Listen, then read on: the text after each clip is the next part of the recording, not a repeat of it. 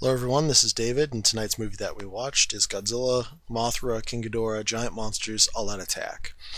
And oh man, this movie is pretty crazy. So, obviously it features Godzilla, Mothra, and King Ghidorah, but also in this film is the monster Baragon. And if you remember, Baragon was a monster in the Toho movie Frankenstein Conquers the World.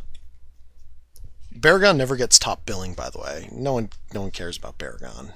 He's just like, he kind of showed up in Destroy All Monsters at one point, but like they referred to him as Varan, or no, they referred to Gorosaurus as Baragon, and I believe he's like in it for like half a second, as is Varan. I mean, Varan's in it, but you have to be looking for him because he doesn't really show up. But anyway, so he's in this movie.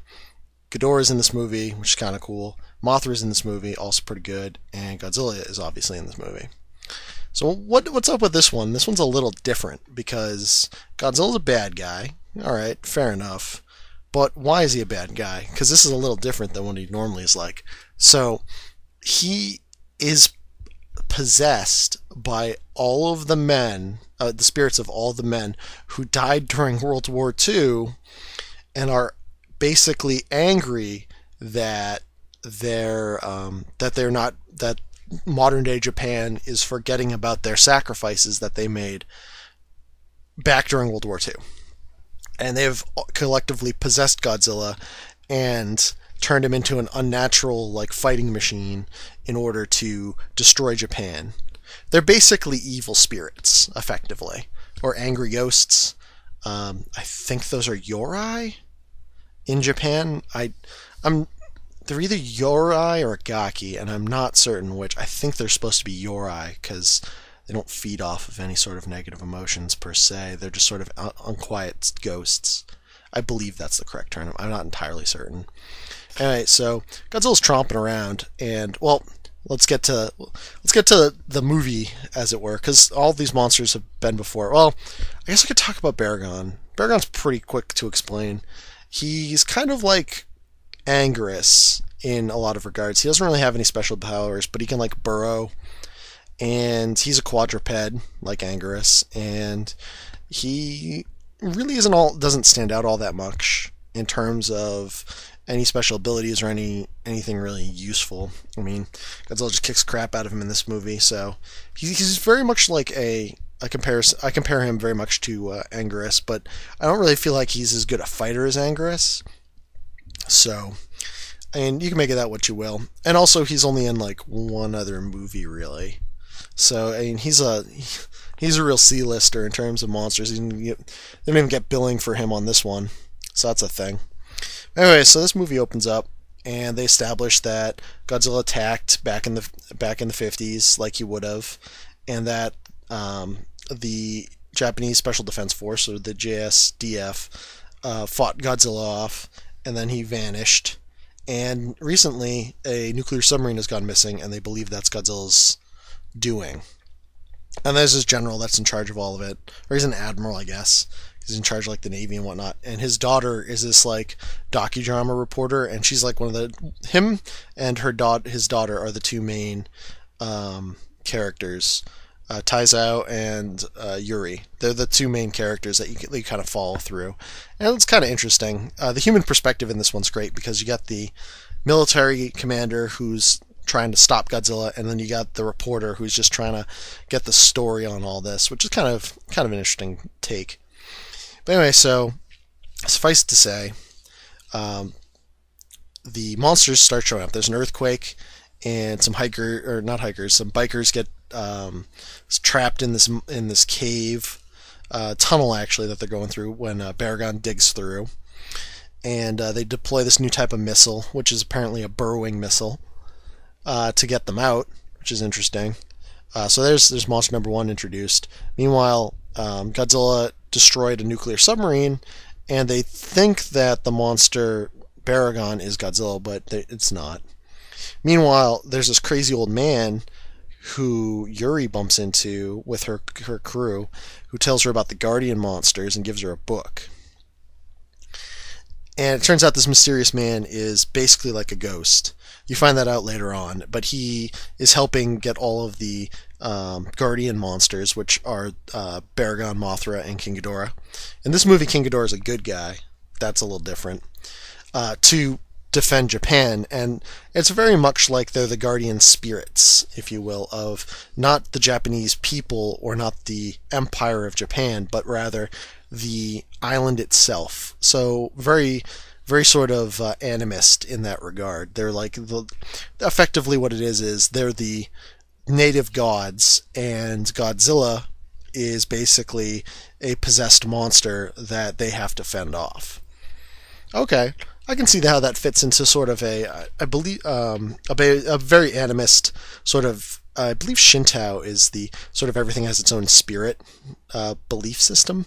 I'll have to double check that, but I'm pretty sure that's the way it goes. I mean, there's a couple different religions in Japan like that, but I know that Shinto is quite big over there, and I believe that's the one that's basically everything has its own sort of animating force. So like a forest would have like a god, but in addition to that, like every tree has its own spirit and whatnot. And this plays into that, I believe. Doesn't work as well with us Westerners because, well, again, it's not our belief system, so it doesn't hit home as closely. And I'm pretty sure that if in the actual Japanese, I saw this in English, but in the original Japanese, they probably go more into that. But they dubbed it down probably in the dub for us stupid gaijin, like they like to do. Alright, so getting back to the plot. Meanwhile, so there's some hikers that are hanging out at this lake, and Mothra shows up and kills them, which is very unusual for Mothra to do. And so there's monsters like showing up all over the place, but no one knows that they're monsters yet. It's just like strange occurrences are happening. Meanwhile, Godzilla shows up and throws a shit fit. He just starts destroying everything. He's on a rampage. And another thing, excuse me, another thing about this Godzilla that's very different, he has blank eyes. Like his eyes are like white. And it stands out quite a bit. And it makes it very fierce. And they redid his costume's different from the Godzilla 2000. It looks more like a traditional Godzilla. His spines are back to normal. He's a little pudgier than normal. I'm guessing that's because of the ghosts. You got to add some weight in there somewhere. And his fangs are actually very pronounced. He looks very fierce. And combined with the soulless eyes with no pupils, it's a very effective appearance. He's very, very frightening to look at, more so than pretty much any other Godzilla I've noticed, which is what I really liked about this one. He's very much like, he feels very intimidating and very scary, and when people see him, like, you're like, oh, it's scary, but it's double scary because he's got the soulless eyes, and he's got these big fangs now, which is kind of good. So Godzilla's going around, and Godzilla manages to get to a fight with Baragon, and the fight goes a little something like this. Godzilla and Baragon start to fight. Godzilla stomps the shit out of him. This is going to happen a lot, because Godzilla in this one is like just a mammoth of destruction. Nothing, monsters aren't stopping him. He's the big bad. You want to play with him, you got to pay the price, kind of thing.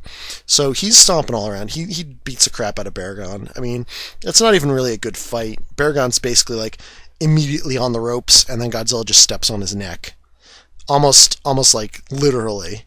He's like stepping on his head. Baragon manages to burrow away though. He shows up a little later, and Godzilla continues his rampage. The military steps in, tries to fight him again, doesn't work. Mothra hatches out of her cocoon into the Mothra. Meanwhile, King Ghidorah gets set free, but he's not full-formed King Ghidorah yet. He's little King Ghidorah. He doesn't have like wings. He can't fly. So Godzilla's stomped through the city, and they're throwing everything they have at him, and it's not really doing anything. Godzilla's destroying everything. Mothra fights him. Goes back and forth for a little bit, but Mothra gets taken out, and King Ghidorah shows up. Mothra gets destroyed. Mothra's essence, King Ghidorah gets into like a fight with him. It goes, Mothra fights him, Mothra gets kind of beaten up. King Ghidorah shows up, King Ghidorah fights him, King Ghidorah gets beaten up. Godzilla goes back to killing all the, basically trashing Tokyo. Mothra comes back, Godzilla blows her up, so she's dead. But her spirit energy goes into Ghidorah, which turns him into King Ghidorah. Godzilla destroys the military, King Ghidorah and Godzilla fight. King Ghidorah kicks. It's a pretty good fight back and forth. Like, King Ghidorah and Godzilla are pretty evenly matched. But after a long brawl between the two of them, and I do mean long, it's probably about 10 minutes at least of just those two fighting, maybe longer. Godzilla destroys him, manages to take him out. At that point,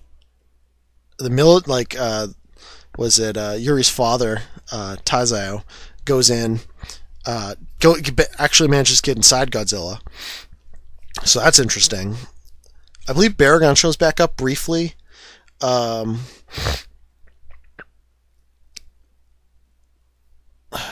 they fight a little bit. Godzilla kills Baragon. So that's no good. What happens after that? I'm trying to remember. Oh, so then at that point, like, everything looks lost. Godzilla comes up. He's about to kill Yuri. And this missile just, like, pops out of, like, one of the wounds Ghidorah gave him, like, just out of his chest. He basically goes to fire his atomic breath.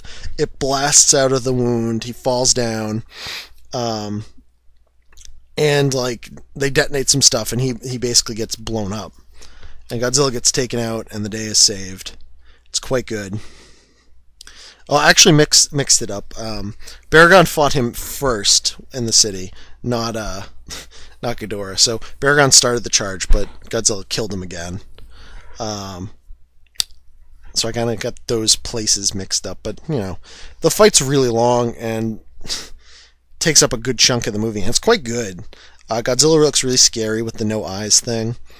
And as the movie comes to a close, it cuts back to under the sea, and you see Godzilla's heart, and it's still beating.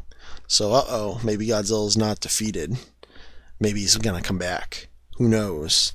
But that is Godzilla, Mothra, King Ghidorah, Giant Monsters, All Out Attack. It's a very good film. I recommend watching this one. It's very entertaining. There's a lot of action going on. The human stuff is quite involving. It's not as boring as in some of the other ones where it's just like, oh, the humans are talking. Time to put, like, fast forward kind of thing.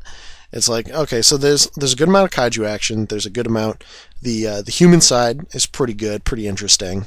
And the reason for Godzilla doing what he's doing is very interesting as well. It's very different. I don't think that's ever happened before in a Godzilla movie. I'm pretty sure in the last three movies that doesn't happen either. So it's good to see that happen. It's good to see King Ghidorah come back. And this time he's a good guy, which is one of the only times I think that happens. I'm pretty sure he's pretty universally... Technically, Mecha King Ghidorah was a good guy, but I really count Mecha King Ghidorah as a different entity than Ghidorah. And in Godzilla vs. King Ghidorah, he was a bad guy, then died, and then became a good guy. So that's a thing. But yeah, this is quite a good one. Ghidorah's a good guy, Baragon's a good guy, Mothra's a good guy, and I say good guy in quotes because they still kill people and destroy things, but ultimately they're there to stop Godzilla, who's a much bigger threat. So it's kind of like they're it's like nature versus the unnatural kind of thing. So I definitely recommend watching this one. It's pretty good, all things considered. Definitely one of the better ones thus far. Better than Godzilla 2000 and better than Godzilla vs. Megaguirus. That being said, those films aren't bad. Don't get me wrong. I don't hate on them, but I'm just saying this is probably the best so far out of the Millennium, but let's see where it goes. Next up is Godzilla against Mechagodzilla. Yeah, that's right. It's back again. And this is going to be a first for the Millennium series, as in Godzilla against Mechagodzilla and Godzilla Tokyo SOS are actually two films that take place in the same universe for once. That's right, Tokyo SOS, direct sequel. Alright folks, next time, that's what's going on. But for now, good night.